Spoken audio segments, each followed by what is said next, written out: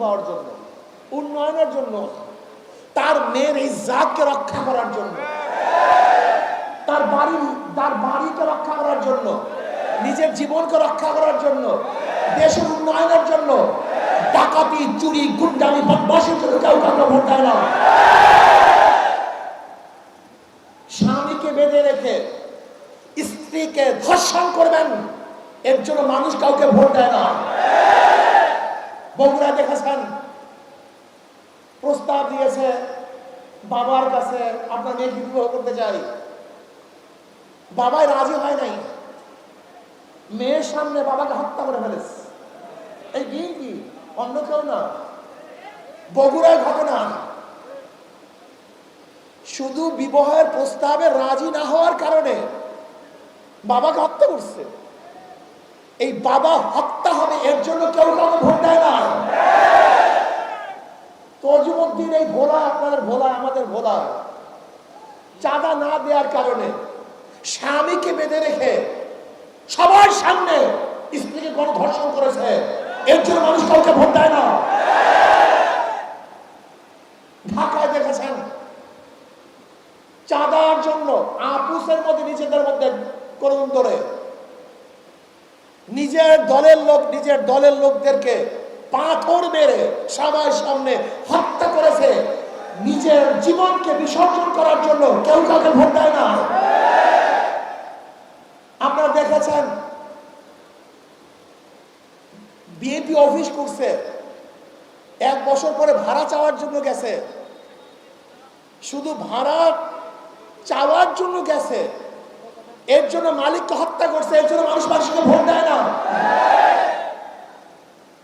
হসপিটালে সিরিয়াল একটু আগে না পাওয়ার কারণে বিএনপির লোকজন ডাক্তারকে ঠেকিয়ে দিয়েছে, এর জন্য কেউ কাউকে ভোট দেয় না।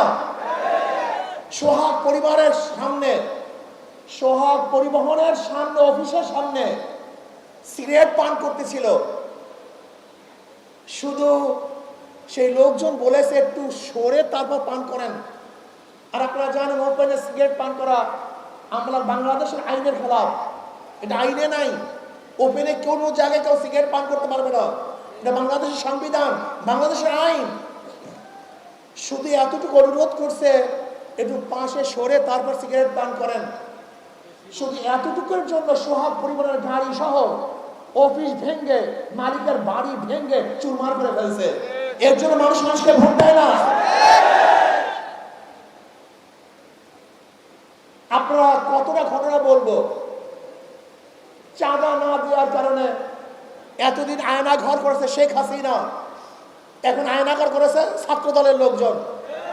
আপনারা সবাই দেখেছেন, কথা না বলার কারণে, না শোনার কারণে ঘুষি, লাঠি প্রতিদিন চলতেছে। এর জন্য মানুষ রাজনীতি করে না। মানুষ কি চায়? মানুষ কি চায়? শান্তি, মানুষ চায় মুক্তি। আমার মেয়ে হাঁটবে, নিরাপদে হাঁটবে, আমার ছেলেটা বের হবে, নিরাপদে ঘরে ফিরবে, এই দোকানদাররা ব্যবসা করবে, নিরাপদে ব্যবসা করবে, চাকরিজীবীরা চাকরি করবে, নিরাপদে চাকরি করবে। বরিশাল শহরে কেউ বিল্ডিং করবে নিজের জমিতে, সেখানে চাঁদা দিতে হবে কেন?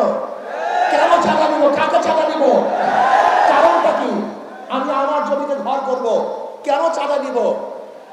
আমি সরকারি লাইসেন্স নিয়ে গাড়ি চালাবো, ওই গুন্ডাদেরকে কেন আমি চাঁদা বের করবো? কারণটা কি?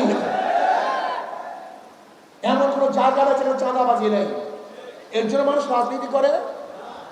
আপনারা দেখেছেন, কাবি খা টিআরের বস্তায় বস্তায় চাল বিভিন্ন বিএনপি লিডারদের বাসা থেকে উদ্ধার করা হয়েছে, এর জন্য মানুষকে ভোট দেয় না। প্রিয় জনগণ ভাইরা আমার,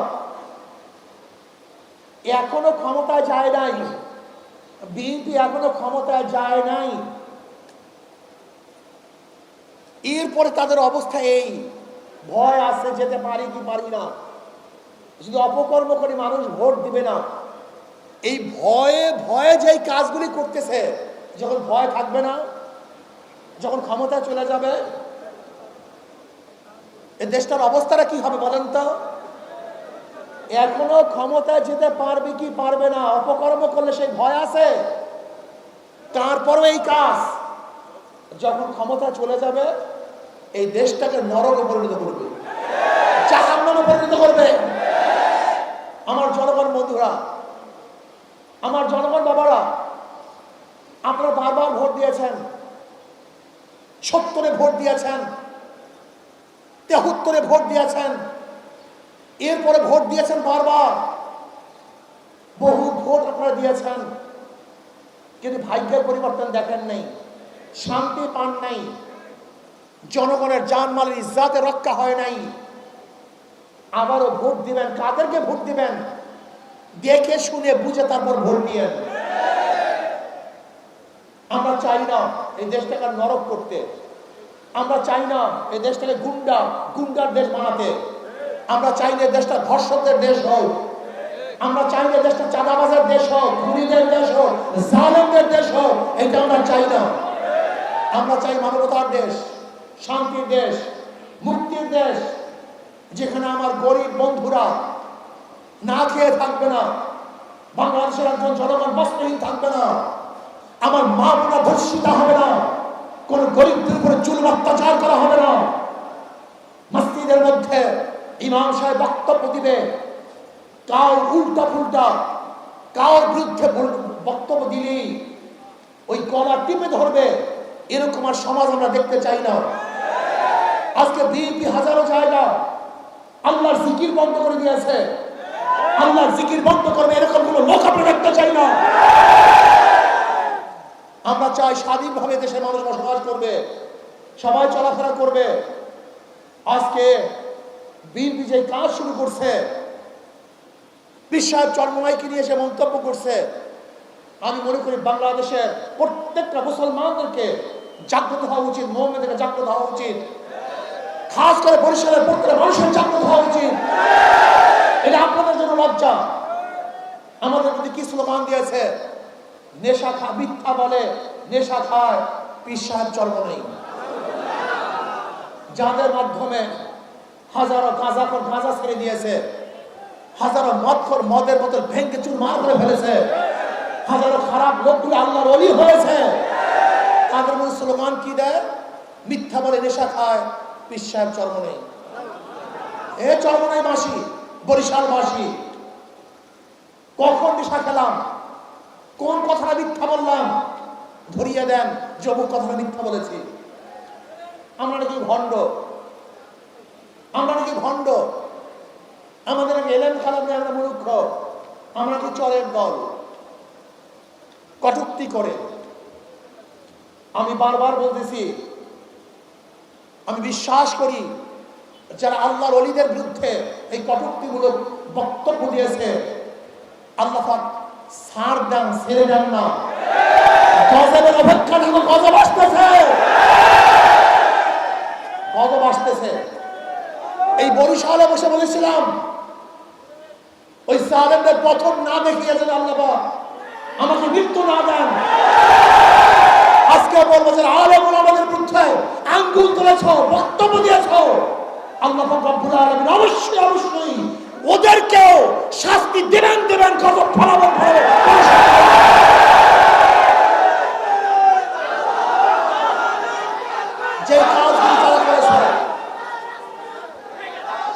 যে কাজগুলি করেছে আপনারা দেখেছেন, ওলামায়ে কেরামদেরকে বক্তব্য দিতে দেয় না, সাধারণ মানুষকে চলতে দেয় না, এখনো ক্ষমতায় যায় নাই। তুমি ভেবেছ সেই আগের সেই ধানের শীষ দেখলেই মানুষ পাগল হয়ে যাবে? আল্লাহ, এটা 2025, ওরা সব দেখবে, ওদের বক্তব্য দেখবেন, শুধু জিয়াউর রহমান সাহেব এইটা করছে, সেইটা করছে, এইটা করছে, সেইটা করছে। বুঝলাম জিয়াউর রহমান সাহেব এইটা করছে, সেইটা করছে। জিয়াউর রহমান সাহেবের আদর্শের কারণে এদেশে মানুষ সত্তার সাহেবকে ভোট দেয় নাই। সত্তার সাহেব কি করেছে? জিয়াউর রহমান সাহেব এইটা করেছে, সেইটা করেছে। খালেদা জিয়াকে 1991 সালে ভোট দেয় নাই। খালেদা জিয়া কি করেছে? জিয়াউর রহমান সাহেব এইটা করেছে, সেইটা করেছে। 2001-এ বিএনপির ক্ষমতায় দেয় নাই। 2001-এ কি করেছো সেইটা বলো। দেখবেন বিএনপির মধ্যে এরকম কোনো বক্তব্য নেই আমরা এইটা করছি সেইটা করছি, কোনো বক্তব্য নাই। শুধু জিয়াউর রহমান সাহেব এইটা করছে সেইটা করছে, বলবেটা কি? এরা তো ক্ষমতা দিয়ে দুর্নীতিতে 5 বার দেশকে চ্যাম্পিয়নশিপ দিচ্ছে। এরা দুর্নীতিতে 5 বার চ্যাম্পিয়নশিপ করছে, বহু কেস করছে। এদেশে মানুষ অতুষ্ট হয়ে তাদেরকে উৎখাত করার জন্য আন্দোলন সংগ্রাম করেছে। যাই হোক, আমি বরিশালের বাসীদেরকে বলবো, আমার বাবাদেরকে বলবো, গোটা বাংলাদেশের মানুষকে বলবো, পিআর সিস্টেমে নির্বাচন দেন। আজকে হোক কালকে হোক বিএনপি ওই দাবি করবে, কিন্তু সে সময় আসতে আছে। বিএনপির পায়ের নিচের মাটি তো আস্তে আস্তে সব ফসকিয়ে যাচ্ছে। বিএনপি আজকে হোক কালকে হোক পিআর সিস্টেমে নির্বাচন দাবি করবে।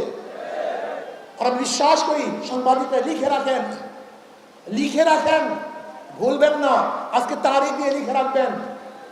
ইনশাআল্লাহ বাংলাদেশের যেই সেই জায়গা যেখানে যেখানে ইসলামী দলের শক্তিশালী প্রার্থী থাকবে, প্রত্যেক জায়গায় ইসলামের বাহিরের শক্তি হারবে হারবে হারবে।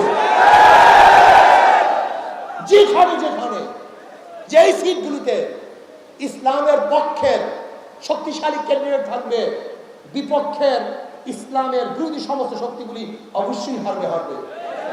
আগামী নির্বাচন 2 ভাগে ভাগ হয়ে যাবে, ইসলামের পক্ষের শক্তি, ইসলামের বিপক্ষের শক্তি, ভারতের পক্ষের শক্তি, ভারতের বিপক্ষের শক্তি। আগামী নির্বাচন হবে ইসলামের পক্ষে, ইসলামের বিপক্ষে, ভারতের পক্ষে, ভারতের বিপক্ষে। আর আগামী নির্বাচনে জিতবে কারা? যারা ইসলামের পক্ষে, ভারতের বিপক্ষে, তারাই জিতবে ইনশাআল্লাহ। 2 ভাগে ভাগ হয়ে যাবে, কোনো সন্দেহ নেই। এদেশের মানুষ ইসলাম ফোবিয়া, হাজারো মানুষ ইসলাম ফোবিয়া, ইসলামকে ভয় পায়। এক গাঁজাওয়ালা একদিন আমাকে বলতেছে, হুজুর ইসলাম ক্ষমতায় আসলে আমার গাঁজার অবস্থাটা কি হবে? আমি তো গাঁজাখোর, গাঁজা ছাড়া থাকতে পারি না। আমি বললাম, বাবা তুমি কি মসজিদে গিয়ে গাঁজা সেবন করতে পারো? বলে না। আমাদের কেন? বলে পরিবেশ নেই। আমি বলে ইসলাম ক্ষমতা আসলে গোটা বাংলাদেশটা মসজিদের পরিবেশ হয়ে যাবে, তোমাকে গাঁজা সেবন করতে হবে না। তাহলে প্রমাণ কি? আজকে এখানে হাজারো মানুষ আছেন যারা বিড়ি পান করেন, ধূমপান করেন। এরকম কি একটা লোক এখানে নাই? তুই এখন পান করেন না কেন? কথা বলেন না কেন? নিষেধ করছি, বাধা দিছি কি নাই? ঠিক ইসলাম হুকুমত আসলে পরিবেশ থাকবে না, আপনি এমনিতে ভালো হয়ে যাবেন। চোরেরা মনে করে হুজুর ইসলামী ক্ষমতা আসলে আমার চুরির অবস্থাটা কি হবে? আমি বললাম, তুমি চুরি করবা কেন? ক্ষুধার্ত? স্ত্রীর জন্য, ছেলের জন্য, মেয়ের জন্য? তোমার চুরি করার দরকার নেই, সরকার দায় দায়িত্ব দিয়ে নেবে। তোমার ছেলের, তোমার মেয়ের, তোমার পরিবারের দায় দায়িত্ব সরকারের থাকবে, তোমাকে চুরি করতে হবে না। সরকারের, তুমি চুরি করবা কেন? দাড়ি যারা কাটেন তারা মনে করে ইসলাম হুকুমত আসলে আমার দাড়ির অবস্থাটা কি? আচ্ছা বলেন তো, মসজিদে ঢুকলে আপনি কি ইমাম সাহেব বলছে দাড়ি রাখিয়ে আসেন? আজ পর্যন্ত শুনছেন কোন জায়গায়? ইসলামের সবচেয়ে বড় পবিত্র জায়গা হল মসজিদ, সেখানে আপনাকে দাড়ি রাখার জন্য আপত্তি করে না, দাড়ি ছাড়া ঢুকতে দেয়। আর এই গোটা বাংলাদেশ থেকে দাড়ি ছাড়া আপনাকে বিদায় দিয়ে দিবে। এসব কিছু ঢুকাইছে কি আপনাকে? এই ইসলামের দুশ্মন এসবের মাথার মধ্যে ঢুকাইছে। আমার হাজারো মহিলারা যারা পর্দা করে না, এদের ধারণা কি ইসলামী ক্ষমতায় আসলে আমাকে বস্তা বন্ধে সব ঘরের মধ্যে ঢুকাই দিবে। লাইফিদ্দিন, ইসলামের মধ্যে বাড়াবাড়ি নেই, এমন পরিবেশ সৃষ্টি হবে তুমি আদর্শবান হয়ে যাবা, তোমার কোনো কষ্ট হবে না। ইসলাম করবে, জুলুম করবে না, অত্যাচার করবে না। ইসলাম ক্ষমতা আসলে কি হবে? প্রত্যেকের অধিকার বাস্তবায়ন হবে, প্রত্যেকের প্রাপ্তি তার দ্বারে দ্বারে বুঝবে ইনশাআল্লাহ।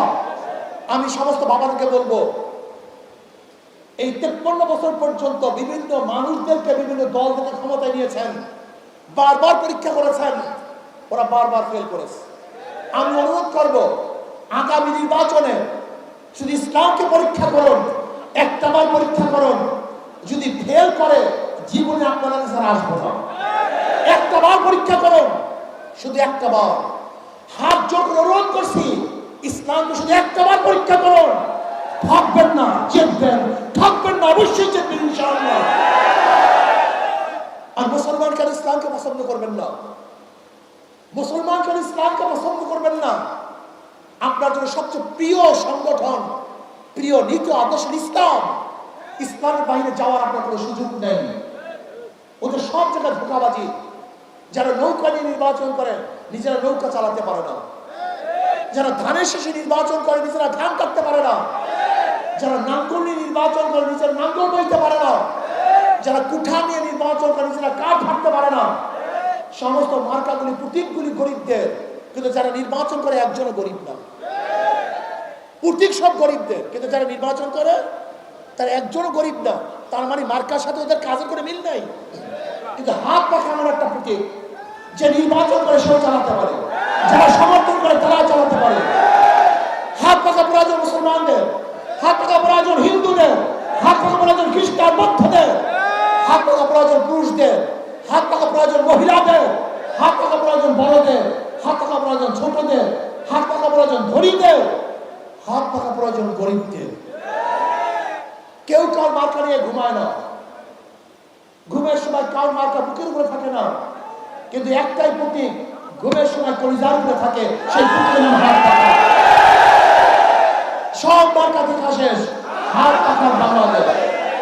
সব মার্কা দেখা শেষ, হাত পাখার বাংলাদেশ। আমি বিশ্বাস করি হাত পাখা বিজয় হলে এই জাতি বিজয় হবে, হাত পাখা বিজয় হলে দেশ বিজয় হবে, হাত পাখা বিজয় হলে মুসলিম হিন্দু বৌদ্ধ খ্রিস্টান সবাই বিজয় হবে। আমি সরকারকে বলবো, অন্তর্বর্তী সরকারকে বলবো, ডক্টর ইউনূস সাহেবকে বলবো, কোন একদিকে ঝুঁকে যাবেন না। আপনার মতো শিক্ষিত ভদ্রলোক যে কাজ করেছেন এটা ঠিক করেন নাই, আমরা সহ্য করেছি। কোন এক ব্যক্তির সাথে বৈঠক করে একা একা, কোন এক ব্যক্তির সাথে বৈঠক করে একা একা আপনি নির্বাচনের ডেট ঘোষণা দিতে পারেন না। এটা আপনার জন্য বৈধ নয়। আমরা মেনে নিয়েছি। ভেবেছেন অমুক দল ক্ষমতায় আসবে, যদি আপনিও নিরপেক্ষ না থাকেন মানুষ তার উপরে আস্থা রাখবে। কিন্তু খবরদার, নির্বাচন আপনি যেই দিন করেন আপত্তি নাই, কিন্তু প্রয়োজনীয় সংস্কার এবং দৃশ্যমান বিচার ব্যতীত যদি আপনি নির্বাচন করেন তাহলে অবশ্যই জনগণের কাঠ গড়ায় আপনাকে দাঁড়াতে হবে, জনগণের কাছে আপনাকে জবাব দিতে হবে। ইউনূস সাহেব আপনার তিনটা জিনিসকে সামনে নিয়ে ওই চেয়ারে বসেছিলেন, সংস্কার, দৃশ্যমান বিচার এবং নির্বাচন। আপনি শুধু নির্বাচন উপহার দিবেন, সংস্কার করবেন না এবং বিচার করবেন না, আপনি ওয়াদা খিলাফ করেছেন। আমরা বিশ্বাস করি যে সংস্কার যদি নির্বাচন হয় সেই নির্বাচন গ্রহণযোগ্য নির্বাচন হবে না, প্রস্তাবিত নির্বাচন হবে। যদি 1000% স্বচ্ছ নির্বাচন হয়, একদল বলবে কারচুপি হয়েছে, নির্বাচন ঠিক হয়নি, ইঞ্জিনিয়ারিং হয়েছে, বিভিন্ন বক্তব্য দিবে। তাহলে এমন নির্বাচন চাই যেই নির্বাচন গ্রহণযোগ্য নির্বাচন হবে। নির্বাচন কমিশন সাহেব আপনি কি বলেছেন? পিআর সিস্টেম সংবিধানে নাই। আপনি নিজেকে সংবিধানে আছেন? আপনি নিজেও তো সংবিধানে নাই। আপনি কি জানেন যে সরকার ফল করার 3 মাসের মধ্যে নির্বাচন দিতে হবে? এটা সংবিধান। আর আপনি তো 3 মাসের পরে বসছেন, আপনার তো বৈধতা নাই। এই সংবিধান আপনাকেই তো বৈধতা দেয় না। আর আপনি বলছেন সংবিধানে নাই, আমরা বলবো আপনার সংবিধানে নেই। যেরকম আপনার সংবিধানবিহীন, ঠিক পিয়ারও আমি মনে করি সংবিধানবিহীনই হওয়া উচিত। কারণ এই 72 নির্বাচনে 72 সংবিধান আমরা চাই না। এই সংবিধানকে পরিবর্তন করতে হবে।